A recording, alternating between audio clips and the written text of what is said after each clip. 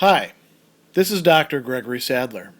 I'm a professor of philosophy and the president and founder of an educational consulting company called Reason.io, where we put philosophy into practice.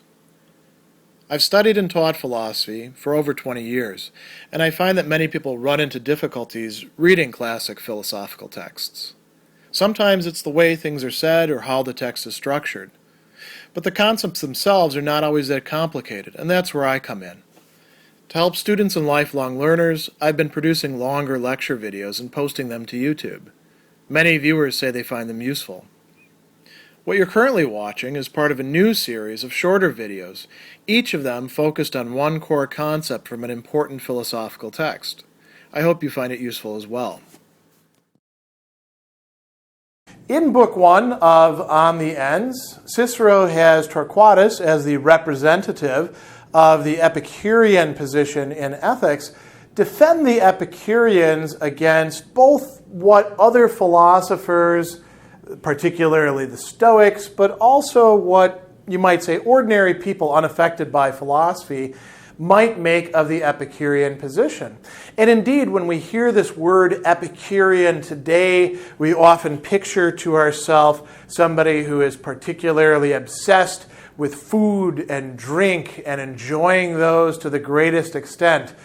Somebody who's, a wine snob or a foodie and just eating, drinking. And there was, in fact, this popular perception of the Epicureans going all the way back to the time of Epicurus. Of course, if you know some Epicureans in the genuine philosophical sense, you realize that this is a caricature, and it's rather unrepresentative of them to think that they particularly indulge in all of these bodily pleasures, wallowing around like pigs in the mud, just, enjoying the proverbial wine women song or whatever else you want to bring in. So why do people have this perception of the Epicureans? Why do they say it's a life rather unworthy of the human being? Epicurus himself had an answer to this, and Torquatus is going to give us a rather short version of this, and it has to do with a distinction between two fundamentally different kinds of pleasures. So when we think about pleasant things, drinking coffee, for example, enjoying the taste of the coffee, and in my case, adding a little bit of milk to provide some fat and some sugars to it as well. That would be an example of a moving or kinetic pleasure, as Epicurus called it. And Cicero will use these terms later on in Book 2 to describe this. Torquatus is not himself using it.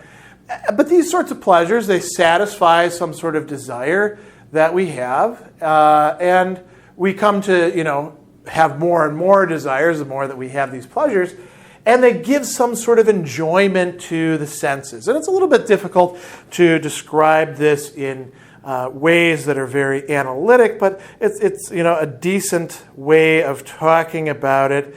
He says, the pleasure we pursue is not that kind alone which directly affects our physical being, our natura in the Latin, with a delightful feeling. The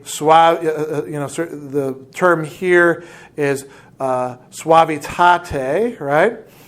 And then he talks about it as providing some sort of enjoyment or delightful feeling for the senses, and that is jucunditate in this. So it's something that you can relate to. Think about all the physical pleasures that you enjoy and what it is that it's like to experience them.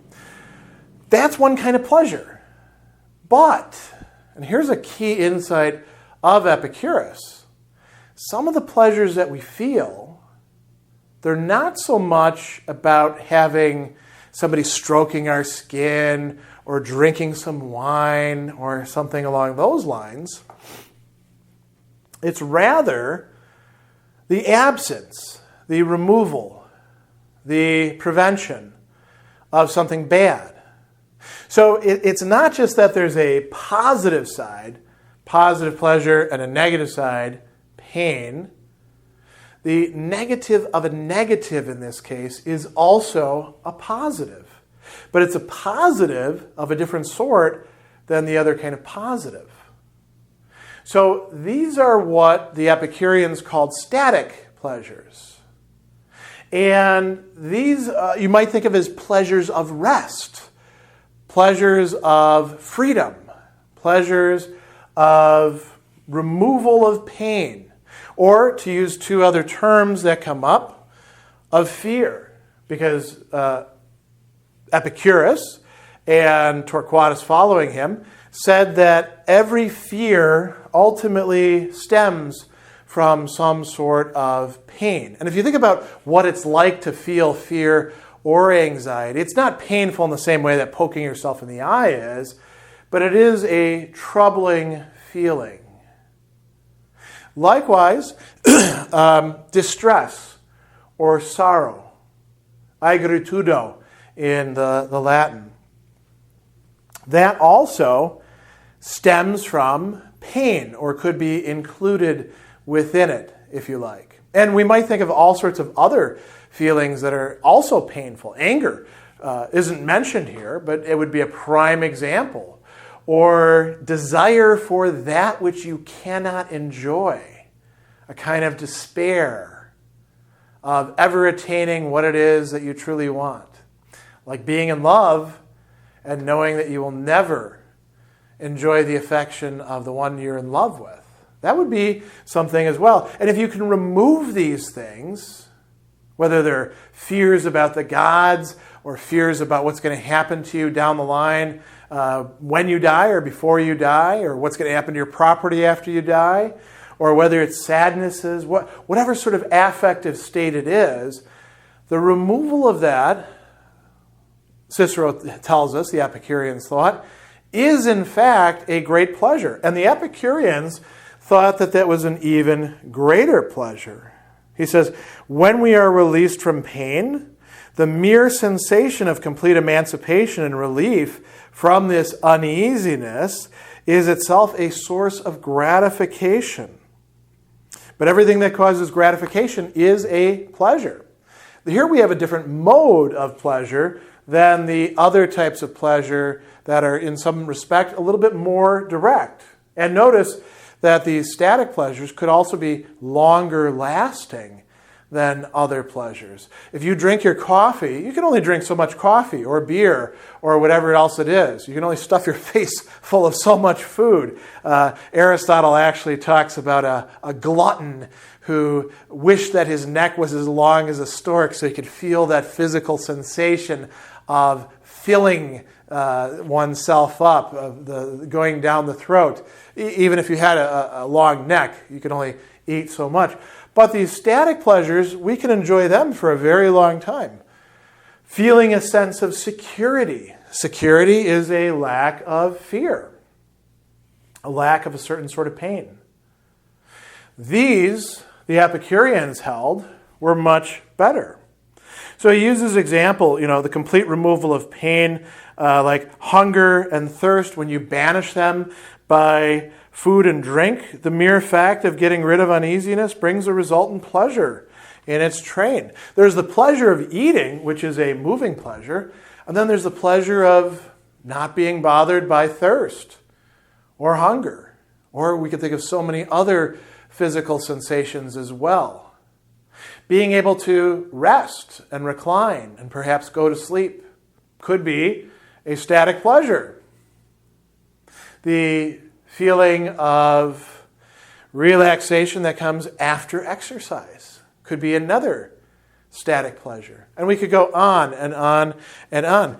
Even the enjoyment that we take in not having anything to do, not having anything on the list, having an open weekend where we can just take it easy, could be a static pleasure.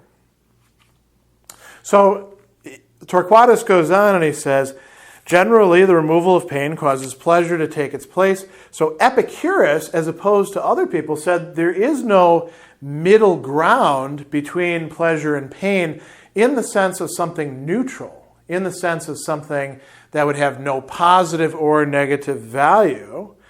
Instead, he said, this entire absence of pain is a pleasure, and a pleasure of the highest order.